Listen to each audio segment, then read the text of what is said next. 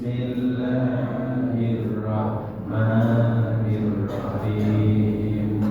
Alhamdulillahi rabbil alamin.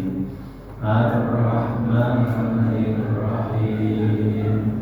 Maliki yaumiddin. Iyyaka na'budu wa iyyaka nasta'in. Ihdinas siratal mustaqim. Siratal ladzina an'amta 'alaihim ghairil maghdubi 'alaihim waladdallin. Amin. Amsayna wa amsal mulku lillah walhamdulillah. La ilaha illallah wahdahu la syarikalah. Lahul mulku wa lahul hamdu wa huwa ala kulli syai'in qadir. Rabbi as'aluka khaira ma fi hadhihi lailati wa khaira ma ba'daha. Wa a'udzu bika min syarri ma fi hadhihi lailati wa syarri ma ba'daha. Rabbi a'udzu bika minal kasali wasu'il kibar. Rabbi a'udzu bika min adzabin finnari wa adzabin fil qabr. Allahumma bika amsayna wa bika asbahna wa bika nahya wa bika namutu wa ilaikal masir.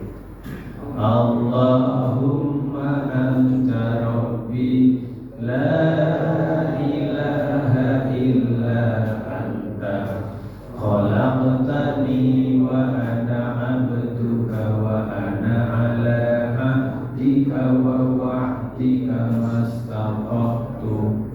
A'udzu bika min syarri ma sana'tu. A'udzu laka min ni'matika 'alayya wa a'udzu bi dzambi faghfirli fa innahu la yaghfiru dzunuba illa anta.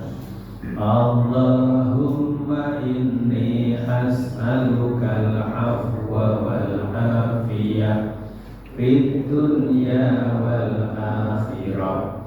Allahumma inni as'alukal afwa wal afiyah fi dini wa dunyaya wa ahli wa mali.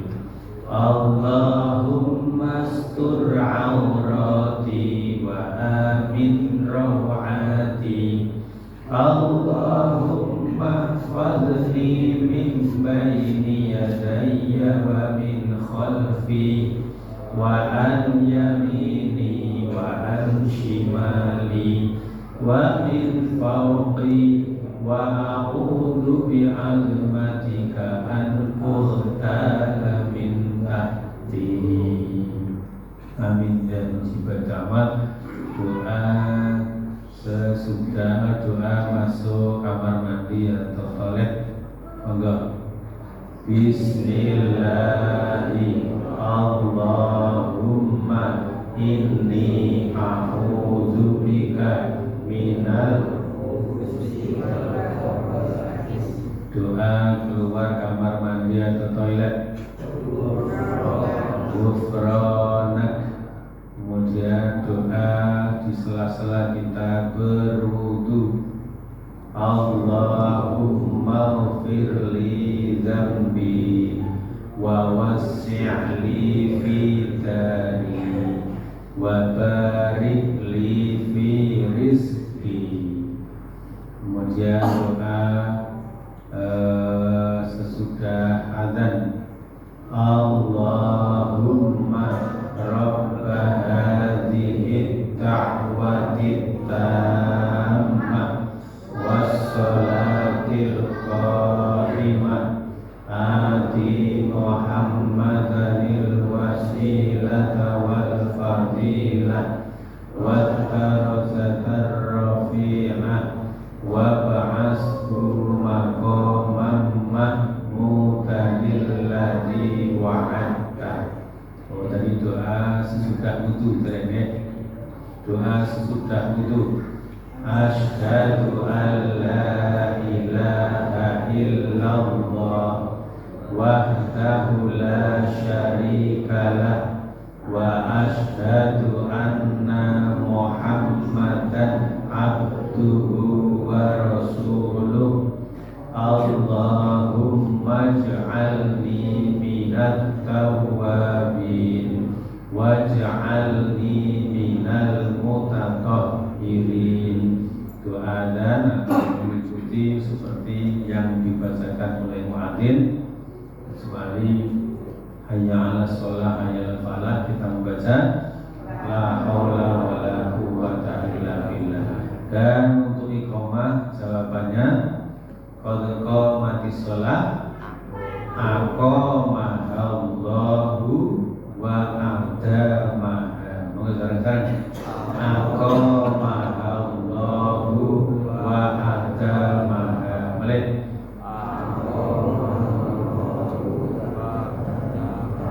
Alhamdulillahirabbil alamin. Bapak Ibu yang dirahmati Allah, karena kita senantiasa panjatkan rasa syukur kita kehadiran Allah agar malam ini Allah berikan kepada kita kenikmatan untuk bertemu dengan saudara-saudara kita di jalan kebaikan, yaitu dalam rangka kita berzikir dan juga kita dalam rangka untuk thalabul ilmi, menguru mencari ilmu agama, karena sesungguhnya ilmu agama adalah cahaya yang menerangi dari kegelapan, cahaya yang menerangi dari kebodohan, cahaya yang menerangi untuk kita menuju ke ridha Allah, cahaya untuk kita bisa menggapai cita-cita kita yang abadi, yaitu meraih surganya. Semoga kita termasuk hamba-hamba Allah yang berhak untuk meraih surganya. Amin Allahumma ini, dan dijauhkan dari siksa api neraka. Amin Allahumma amin. Bapak Ibu yang dirahmati Allah, kalau ini dumugi yang menikah bab menghadap kiblat. Terus yaitu tentang syarat sahnya sholat yang kelima, yaitu menghadap kiblat. Jadi menghadap kiblat yaitu menghadap ke arah Masjidil Haram. Dan sana sampai dengan cara mengetahui kiblat itu kita sekarang ya tidak sulit untuk zaman seperti sekarang ini. Kalau di masjid ditunjukkan dengan apa? Di masjid ini yang bedakan kotak ini sedikit di yang depan ini, gitu, yaitu dengan mihrab. Di mihrab ini sekaligus untuk menentukan arah kiblat. Mihrab itu ya cekungan atau tempat untuk imaman, untuk imam memimpin sholatnya. Dan mihrab itu ya kalau dari sisi bahayanya harb itu perang ya. Hanya ya perang maksudnya bukan perang seperti berjihad melawan musuh itu tidak, tetapi dalam rangka untuk memerangi hawa nafsu, memerangi godaan syaitan. Itu secara bahasa ya. Mihrab yaitu di tempat yang digunakan sebagai tempat imam, dan itu menunjukkan arah kiblat. Jadi kalau ada masjid ada mihrabnya, sholatnya menghadap sana, nah, itu berarti ya belum pernah sholat di masjid barangkali belum ya. Kemudian bagi orang, bagaimana hukum orang yang tidak mengetahui arah kiblat ya, terus gumliwang-liwang boten ngertos arah kiblat, boten bertapa pas ya.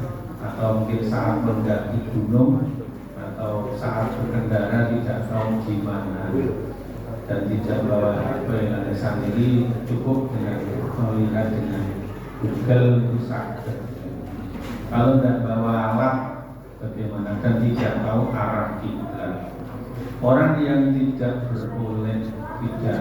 memperoleh petunjuk kiblat, maka dia wajib bertanya kepada orang yang tahu, kalau ada yang bisa ditanya.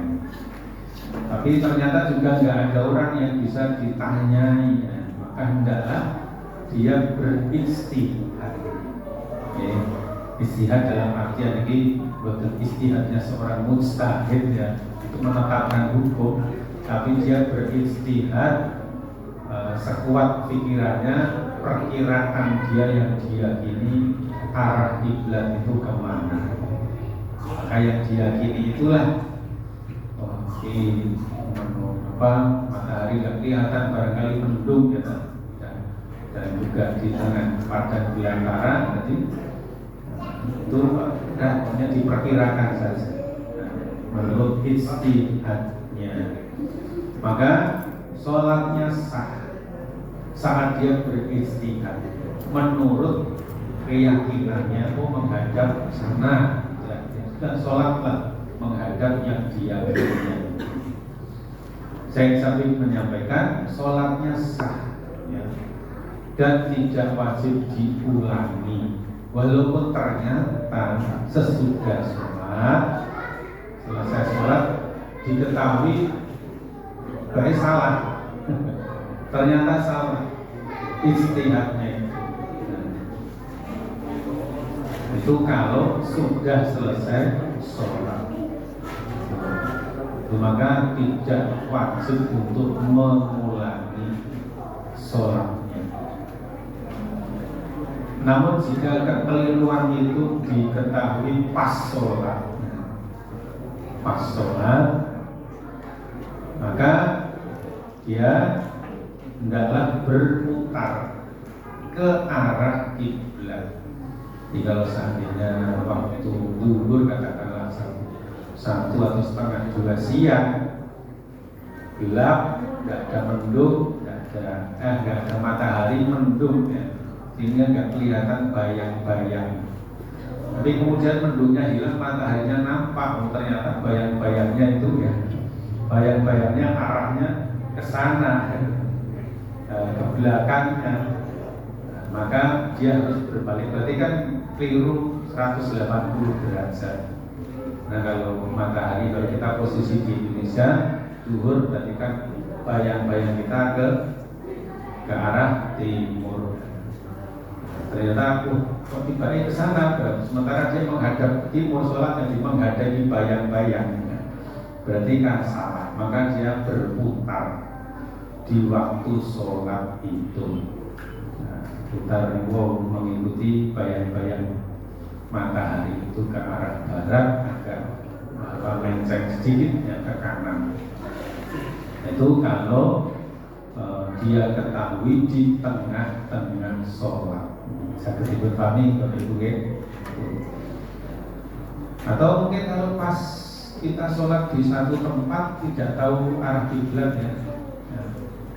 Kemudian tiba-tiba ada orang yang beritahu, "Loh, salah. Pak, harusnya ke sana." Setelah menghadapnya keliru. Nah, orang yang bengong ini baru, "Pak, sholatnya ada yang langsung tidak usah membatalkan sholatnya, tapi langsung kita mengikuti yang ditunjukkan oleh orang yang menunjukkannya pada waktu sholat itu, dan tidak perlu membatalkan sholatnya. Dari Umar radhiyallahu anhu, bainaman nasu bi Quba fi sholati subhi. Sewaktu orang-orang berada di Quba fi sholati subhi, pada saat melakukan sholat subuh, irja'ahu atinnya, maka tiba-tiba datanglah seseorang. Faqala, kemudian orang itu mengatakan, inna Nabiya sallallahu alaihi wasallam, Sesungguhnya Nabi Shallallahu Alaihi Wasallam qad unzila alaihi, sungguh telah diturunkan alaihi kepada Nabi alailata pada malam ini Qur'anul wahyu, wa qad umira, dan sungguh diperintahkan ayastakbilal Ka'bah, untuk menghadap Ka'bah. Jadi semula itu sholatnya menghadap jadi Baitul Maqdis, kemudian ada wahyu untuk menghadap Ka'bah. Fastakbiluha, maka adalah menghadapkannya ke Ka'bah. Wa kanat wujuhum ila Syami, dan adalah dia pada waktu itu menghadap ila Syam, ke Syam, itu ke Baitul Maqdis. Fastadaru ilal Ka'bah, maka mereka pun istadaru, berputar ilal Ka'bah, untuk menghadap Ka'bah. Muttafaq alaih. Jadi ini bila kemudian seseorang sholat dan menghadap ke satu arah sebagai hasil ijtihadnya, jika hendak melakukan sholat yang lain, maka dia wajib mengulangi ijtihadnya. Kalau dalam kesempatan yang lain, kalau seseorang itu dia menghadap ke suatu arah karena tidak tahu arah berdasarkan ijtihadnya, zuhur katakanlah, terus masuk waktu asar, maka dia hendaklah mengulangi ijtihadnya lagi, mencoba lagi untuk mencari tahu, barangkali ada yang tahu. Nah, kalau tidak ada yang tahu, berijtihad lagi. Dan seandainya ijtihadnya itu mengalami perubahan, hendaklah ia mengamalkan hasil yang kedua. Ibarat sing bener iki ora mati brono, tapi mati brono. Kalau seandainya pada waktu asarnya dia berijtihad, yang lebih diyakini ternyata ijtihadnya perlu harus madhab sana, maka asarnya dia menghadap ke ijtihad yang keduanya, itu yang dianggap lebih tepat. Namun saya Zabid mengatakan tidak wajib mengulangi lagi sholat yang pertama tadi. Itu tentang menghadap kiblat. Kemudian berikutnya masih tentang bab menghadap kiblat. Jadi prinsipnya hukum di dalam rukun sholat ini, syarat sahnya sholat menghadap kiblat itu hukumnya fardhu atau wajib, jadi tidak boleh tidak. Tetapi bisa gugur kewajiban menghadap kiblat. Jadi boleh, bisa tidak wajib menghadap kiblat. Kapan? Waktu-waktu atau saat-saat seseorang gugur kewajibannya untuk menghadap kiblat di dalam sholatnya. Yang pertama yaitu saat dia mendirikan sholat sunnah. Sholat sunnah itu bukan sholat wajib. Sholat sunnah bagi orang yang berkendaraan. Jadi dibolehkan bagi orang yang berkendaraan melakukan sholat sunnah di atas kendaraannya, rukuk dan sujud dengan isyarat kepala.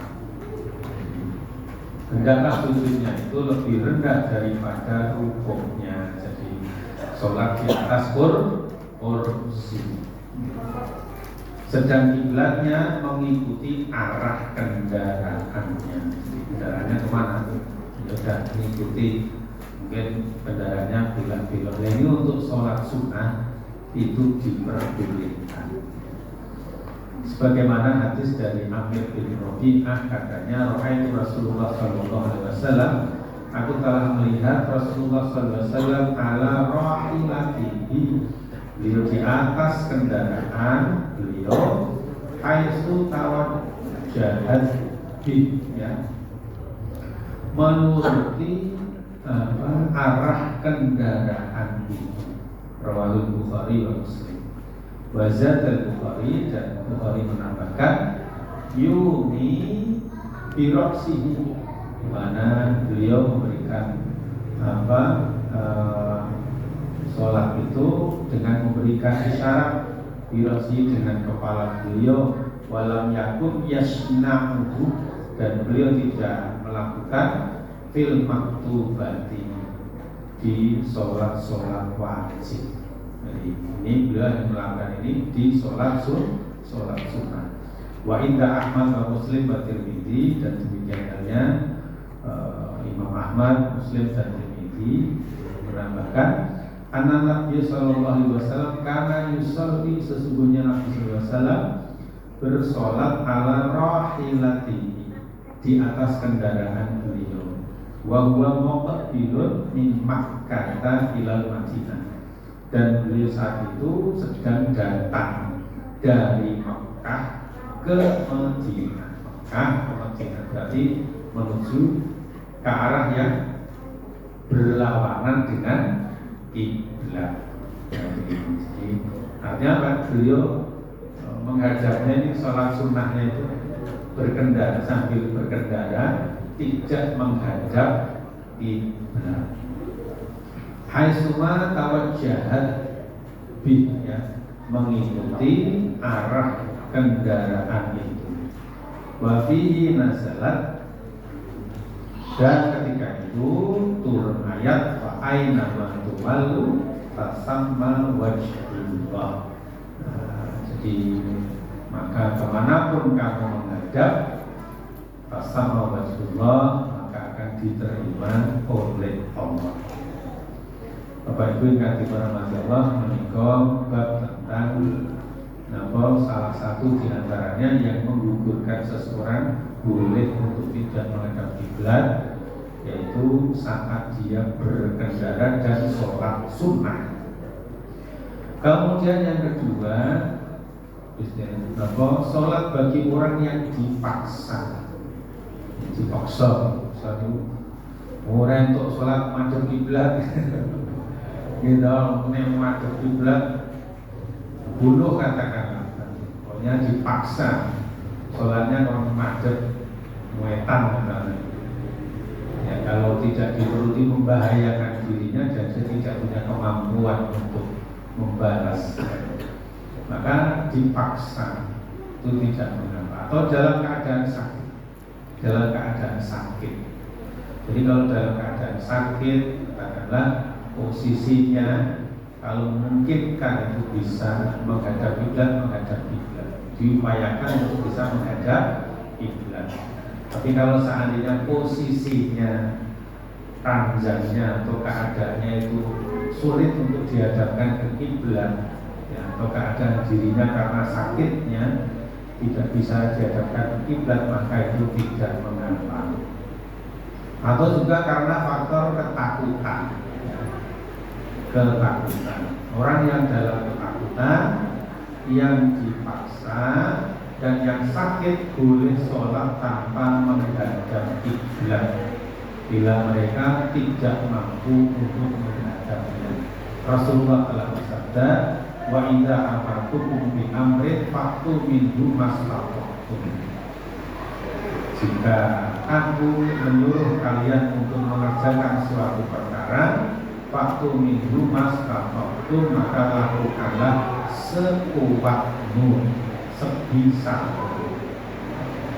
Juga yang difirmankan Allah dalam Al-Baqarah 2:9, fa in khiftum farijalan aw rukbanan. Jika kamu takut, maka boleh dalam keadaan jalan kaki atau berkendara. Artinya dikejar musuh atau karena takut yang lain, bisa sholat dengan berjalan kaki ataupun bisa berkendara. Kalau tidak menghadap kiblat,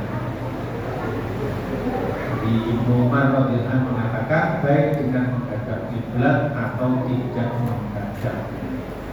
Demikian Bapak Ibu tentang syarat-syarat sahnya sholat. Insyaallah bisa dipahami ya. Sekarang kita lanjutkan tentang kaifiyah atau tata cara sholat. Kita masuk di sholat, ini adalah perkara yang agung, ibadah yang agung yang menjadi tiang daripada agama ini. Maka tiang diri kita sendiri di dalam kita beragama, yaitu sholat kula panjenengan sami. Gitu, sholat kula panjenengan sami. Termasuk juga tiang kokohnya keluarga, karena keluarga itu dibangun, akad nikahkannya pun berdasarkan agama. Kalau ingin keluarganya sakinah mawaddah warahmah, ya tegakkanlah sholatnya. Maka di saat anggota keluarga itu ada yang tidak sholat, waduh, rumah tangga itu miring. Enak sholat, enak semurah. Berarti rumah tangganya miring, karena tiangnya hilang satu atau hilang dua. Maka jangan merasa soleh. Ya.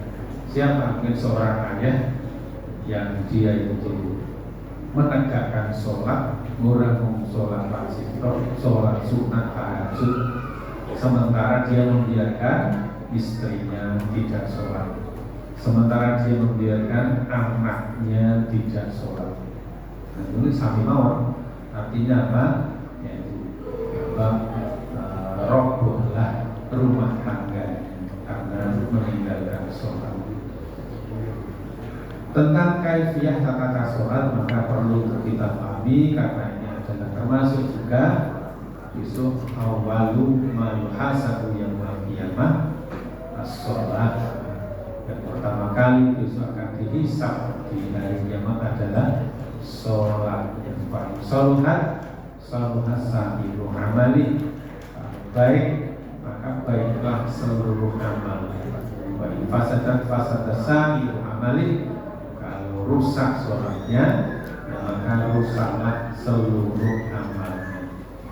Bagaimana itu Pak? Kalau nyatanya dari sholat ya, tapi kok melakukan perbuatan jahat, sing salah sih buatan sholat, tapi dialah yang belum mendirikan sholat dengan benar. Jadi sholatnya itu namun apa? Rubuh gedang. Di sholatnya hanya di mulut saja, banyak digerakkan saja, tidak sampai kepada ruhnya, tidak sampai kepada hatinya. Inilah maka di dalam sebuah hadis innama ataqabbalu sholata mimman tawaddu'a biha linnati wa lam yasfatil biha ala khalqi wa lam yamlik sirran ala maksiyati wa rahimal masakina wal amalah wa rahimal musyraf, dan seterusnya al-hadis ini. Allah itu hanya menerima sholatnya orang yang dia mengagungkan Allah, dia tawadhu karena mengagungkan Allah. Dan kedua, orang yang tidak sombong. Kalau orang sholat dia sombong, berarti dia menganggap dirinya lebih agung daripada Allah Subhanahu wa Ta'ala. Kemudian juga orang yang tidak menerus-neruskan maksiatnya. Jelas maksiat diterus-teruskan, ya, maka dipertanyakan sholatnya. Jadi sholat itu berarti sholat, ya, berarti ya dia hanya sholatnya seperti sholatnya orang-orang yang munafik. Ya. Kita harus berhati-hati dan seterusnya tentang ciri-ciri orang yang sholatnya diterima oleh Allah Subhanahu wa Ta'ala. Kemudian tentang kaifiyah tata cara sholat, ya, semoga kita bisa membaguskan sholat kita dengan kita mengetahui kaifiyahnya atau tata caranya. Hadisnya cukup panjang, saya bacakan dulu dari Abdullah bin Ghanam. Dari Abdullah bin Ghanam, karena Abu Malikin al-Ash'ari, sesungguhnya Abu Malik al-Ash'ari ini adalah sahabatnya. Sahabat ini juga satu suku dengan Abu Musa al-Ash'ari. Ini Abu Malik al-Ash'ari dari Yaman. Karena Abu Malik al-Ash'ari, sesungguhnya Abu Malik al-Ash'ari jama'an qaumah, ya, mengumpulkan ini kaumnya, masyarakatnya, ya. Faqala, kemudian dia berkata, ya maksyarat asy'ariyin, wahai segenap asy'ariyin, orang-orang asy'ari, ijtamahu, berkumpullah, wa ajma'u nisa'aku, dan juga ajak himpunlah istri-istri kalian, termasuk anak-anak perempuan, wa abna'akum, dan juga anak-anak kalian. U'allimukum, aku akan mengajarkan kepada kalian sholatan Nabi Sallallahu Alaihi Wasallam, bagaimana Nabi Sallallahu Alaihi Wasallam sholat. Allati kana yusolli lana bil Madinah, yang mana beliau Nabi telah sholat bersama kami di Madinah. Hanya Nabi telah mengajarkan sholat di Madinah kepada Abu Malik al-Asy'ari. Dan Abu Malik al-Asy'ari kemudian pulang ke kabilahnya, ke desanya, mengajarkan sholat ini kepada masyarakatnya itu. Fastama'u wa jama'u nisa'ahu, maka berkumpullah dan berhimpunlah pula nisa'ahu, mereka dan juga orang-orang wanita di antara mereka, wa abna'u, dan juga anak-anak mereka. Fatawaddu'a, maka kemudian berwudulah Abu Malik al-Asy'ari, berikan contoh caranya berwudu, wa arahu, dan juga menunjukkan kepada mereka kaifa yatawaddu, bagaimana caranya berwudu. Fa asal wudu'a, maka setelah selesai berwudu, ila amakinihi, pada anggota-anggota wudunya, hatta afa al-fai'a, sehingga kemudian tergelincirlah alfanya matahari, wan kasarozil, dan sudah condonglah bayang-bayang. Faqoma, maka kemudian Abu Musa al-Asy'ari berdiri, fa'adzan, kemudian adzan. Ini waktu apa ini? Waktu siang, ya. Berarti ini waktu siang. Fasofar rijala, mulai melatih, menunjukkan caranya sholat. Fasofar rijala, maka beliau meluruskan atau menyuruh buat soft bagi para soft laki-laki, fi an-nasofi, di soft yang depan, wasofal wildana khalfahu, kemudian soft anak-anak itu di belakang. Jadi soft yang pertama itu laki-laki, terus di belakangnya itu soft anak-anak. Jadi anak-anak itu yang paling, yang di belakangnya laki-laki. Summa aqama sholata, kemudian berikutnya dari wasofa wildana khalfahu, dan sofnya anak-anak itu di belakangnya laki-laki. Wasofan nisa'a khalfal wildan, dan sofnya orang-orang perempuan itu di belakangnya anak-anak. Jadi laki-laki, dewasa, anak-anak, kemudian para wanita. Seperti yang sudah kita laksanakan itu. Summa aqama sholata, kemudian didirikanlah sholat. Fataqaddama farafa'a yadayhi, maka Abu Musa al-Asy'ari maju ke depan. Farafa'a yadayhi, kemudian mengangkat kedua tangannya. Fakabbara, kemudian bertakbir, yaitu takbir untuk ihram ini.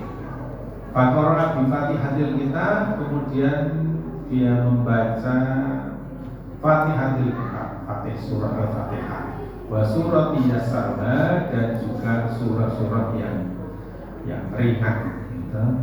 Summa kabbara, kemudian bertakbir. Faraka'a, kemudian rukuk.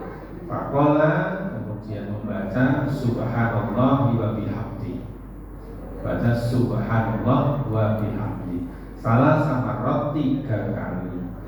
Summa qala, kemudian lebih lanjut mengatakan atau membaca Sami Allahu liman hamidah.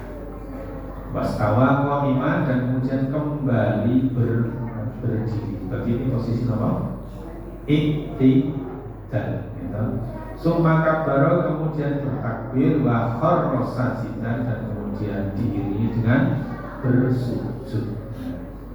Summa kabbara, kemudian bertakbir, farafa'a rasahu, kemudian mengangkat kepala beliau. Summa kabbara, kemudian bertakbir, fasajada, kemudian sujud. Summa kabbara, kemudian bertakbir, fantahadha, kemudian bangkit qa'iman untuk berdiri. Maka takbiruhu fi awwali rakaatin, maka takbirnya di awal rakaat itu sita takbiratin, sebanyak 6 kali. Terus yang 6 ya, takbiratul ihram itu, terus rukuk, sampai dan rukuk, sujud, sujud, kemudian bangkit dari sujud, kemudian rukuk, sujud, terus bangkit dari sujud untuk berdiri. Jadi 6 kali takbir. Dan sesuai dengan yang kita lakukan sehari-hari kan begitu. Wa kabbara hina qama ila rakaatis tsaniyah, dan kemudian bertakbir ketika berdiri untuk rakaat yang kedua. Falamma qadha sholatahu, maka setelah selesai sholatnya, aqbala ila qaumihi, Abu Musa al-Asy'ari menghadap kepada kaumnya. Maksudnya Abu Musa al-Asy'ari sebagai imam setelah selesai sholat itu menghadap kepada kaumnya, biwajhihi, dengan wajahnya, dibalik menghadap ke jamaah makmumnya. Faqala, kemudian Musa al-Asy'ari mengatakan, ihfadhu takbiri, jagalah takbiri, jumlah takbirnya. Wa ta'allamu ruku'i, dan ketahuilah ruku'i, sujudku tadi. Jadi lihatlah, jagalah jumlah takbirku tadi, takbir yang berapa kali. Wa ta'allamu ruku'i, dan juga dalam kau pahami ruku'ku tadi. Wa sujudi, dan sujudku. Fa innaha sholatu Rasulillah sallallahu alaihi wasallam allati kana yusolli lana kada sa'ata minan nahar, karena sesungguhnya itulah sholat Rasulullah SAW yang mana beliau telah sholat bersama kami seperti itu pada waktu siang, yaitu sholat duhur.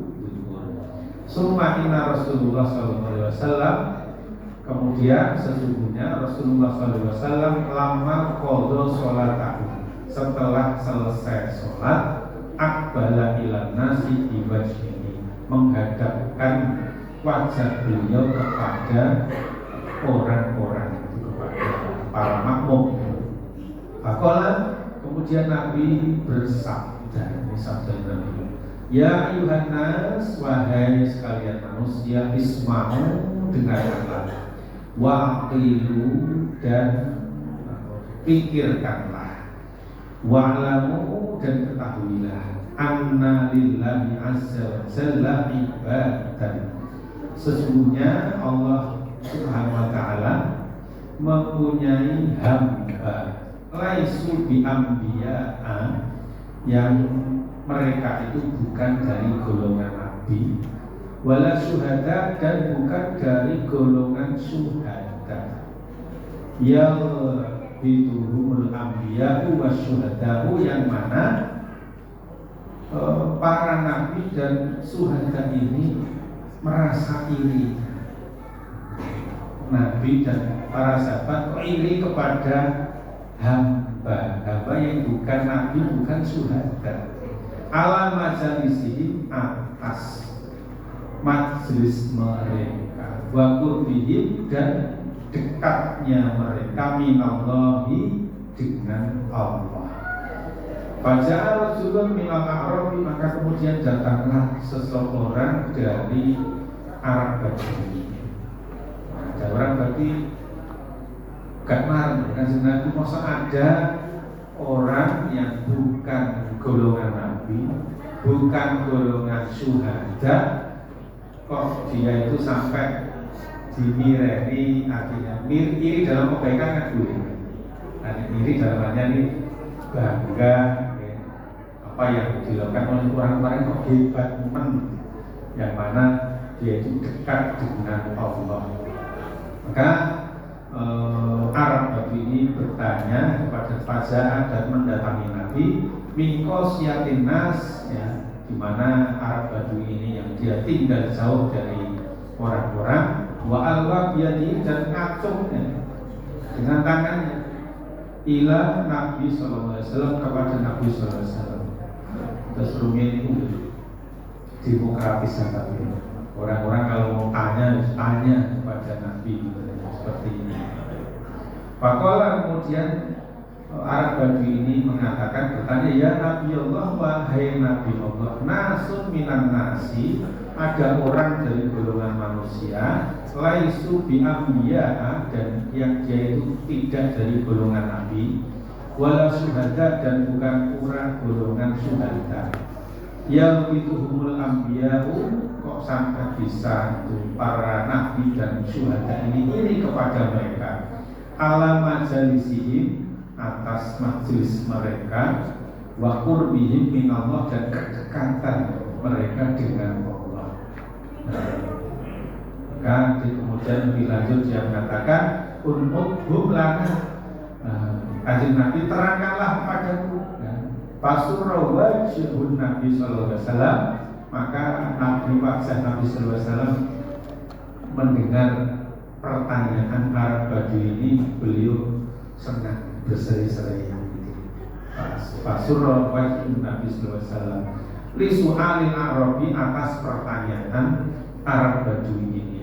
Faqala Rasulullah sallallahu alaihi wasallam, maka Rasulullah sallallahu alaihi wasallam bersabda, mereka itu nasun adalah orang-orang min afya'in nasi, dari bangsa